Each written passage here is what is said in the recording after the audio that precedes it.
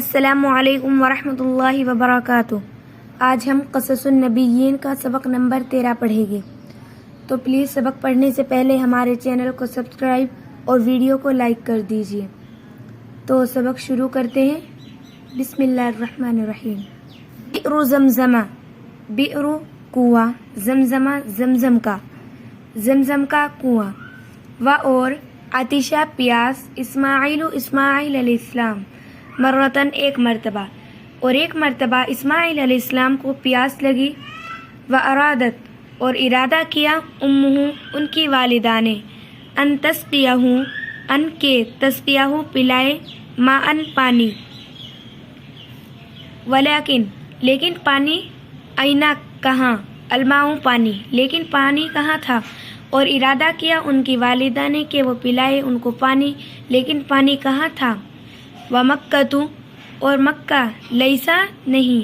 فیہا اس میں، بئر کنواں، اور مکہ نہیں تھا اس میں کنواں، ومکۃ اور مکہ، لیسا نہیں، فیہا اس میں، نہر نہر، اور مکہ نہیں تھا اس میں نہر، مطلب کہ پہلے مکہ میں نہ تو کنواں تھا اور نہ نہر تھی۔ وکانت ہاجر تطلب، اور ہاجرہ علیہ السلام نے تلاش کیا، الماء پانی، و تجری اور دوڑی، تجری کا معنی ہے دوڑنا، من الصفائی صفا سے، الی المروتی مروہ کی طرف، و من المروتی اور مروہ سے، الی الصفائی صفا کی طرف۔ نصر اللہ، نصر مدد کی، اللہ تعالیٰ نے، ہاجرہ، و نصر اسماعیل، اللہ تعالیٰ نے مدد کی ہاجرہ علیہ السلام کی اور مدد کی اسماعیل علیہ السلام کی، فخلق پیدا کیا، لہما ان دونوں کے لیے، ماء پانی، اور پانی کو پیدا کیا ان دونوں کے لیے، فخرج الماء خرج نکلنا اور نکلا پانی، من الارضی ارضی زمین،